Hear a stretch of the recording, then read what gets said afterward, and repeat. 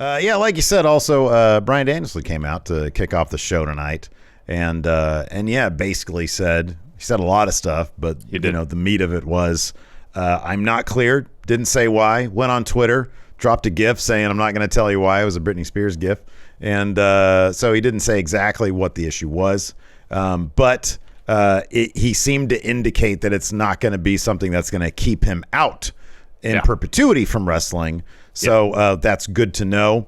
But in the short term, he does have a replacement, somebody, a proxy of sorts for himself against Zack Sabre Jr., who also made an appearance, just showed up, went on the stage and dropped a couple of dickheads, which he totally did. Like he said dickhead a couple times. He did. I heard it. And so,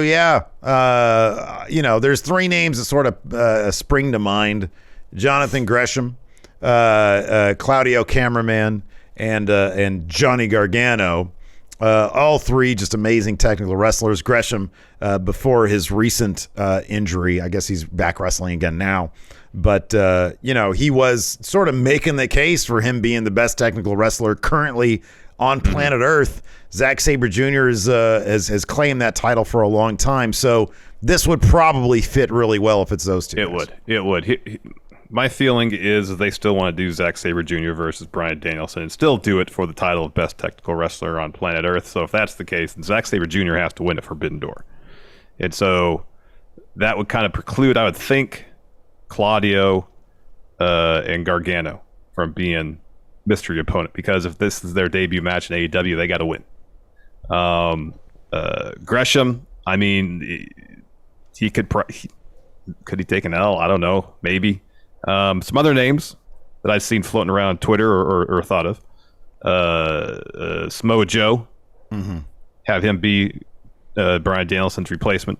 And then, you could have Jay Lethal cost the match, protect the loss. Yeah. Zack Sabre Jr. wins. Yeah.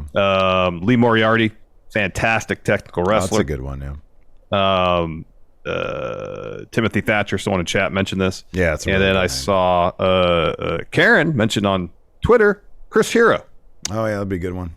Yeah, he's phenomenal. He hasn't wrestled in a while, I don't think. But he's been doing seminars and stuff like that. Yeah. The only thing about isn't Gresham still the Ring of Honor champion? Yeah. But So I don't know if they want to have the Ring of Honor champ lose. Yeah, I know. Yeah, that's sort of the only other caveat. Out of all those names, I agree with you on pretty much everything you said. I wouldn't put it past. Like, I think Claudio Cameraman, he can't lose in his debut. Gargano, I could see him coming in and being like, what's the big deal? He clearly is in not a rush to come back full time. What's to say, I'll come eat a loss, come back, I'll get a win later. So here's another thing to consider is not only is this wrestler replacing Danielson in this match, they're replacing him in Blood and Guts as well. Yeah. Who knows? I don't know. In any event, it'll be interesting. I was hoping they would debut him tonight. I want to know what's going on heading into this show. No, it's intrigue. You got to watch the show now. Well, yeah, I get the philosophy, but I don't like waiting. I want it now. Yeah, I know you don't like to wait. Perfect. Jorge says Green Cane. Let's do that. Hoss Hart. That's what Enforcer said. That guy's already the Wrestle Juice champion. Oh, man. Anyways, let's go ahead and dive into it, man. Sure. Bryan Danielson shows up for an interview, of course, to address Blood and Guts and Forbidden Door. He says, it's a great week to be an AEW fan. It's a great week to be a pro wrestling fan. Got Forbidden Door. And then a week from today, you get nearly the opposite thing from an interpromotional pay-per-view with two of the best pro wrestling companies in the world. You got Blood and Guts. Gory self-mutilation. God damn it. He says, I love that the crowd is excited about it as I am about that violence, about Blood and Guts. He says, I was expecting to be part of both those events. He says, Jericho paid Zack Sabre Jr. to challenge me to a match, claimed he was going to prove he was a better technical wrestler than myself. He said, I was excited to prove that wasn't true.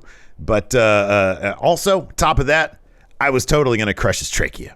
Crowd pop for that one. He says, I was excited to get into Blood and Guts to get revenge on Chris Jericho. But here's the thing. I got some good news and I got some bad news. The bad news is because of what Jericho and Hager did at Anarchy in the Arena, I am not cleared to compete at Forbidden Door or Blood and Guts. But lest anybody be concerned about my overall health, my mind is working. I could read 500 words a minute and run 2 miles without breaking a sweat. He says, don't worry about me coming back. He says, that's not even the good news. The good news is that Eddie Kingston has gone on record to say I'm a judgmental prick. Damn right I am. He says, because of that, I got really high standards. So when I promise you that something is going to be amazing, it's going to be amazing. And I have found the one person I trust to take my place at Forbidden Door, the one person I trust to take my place at Blood and Guts. He says, the one person in the world who will take it to Zack Sabre Jr. and they go kick in Jericho's head at Blood and Guts. He says, we're going to be astounded by what they're going to do in AEW. And he says, who? He says, don't you guys know I came out of the bad guy tunnel? I'm not going to tell you. I'm not going to tell Zack Sabre Jr. either. And then sure enough, Zack Sabre Jr.'s music hits. He walks to the ramp. He says, hey, oi, ticket. Oi, ticket. So it's not just, hey, I got a proxy. Daniel Bryan says, I got a proxy. No, this is a new member, at least according to dude. If it's actually like a member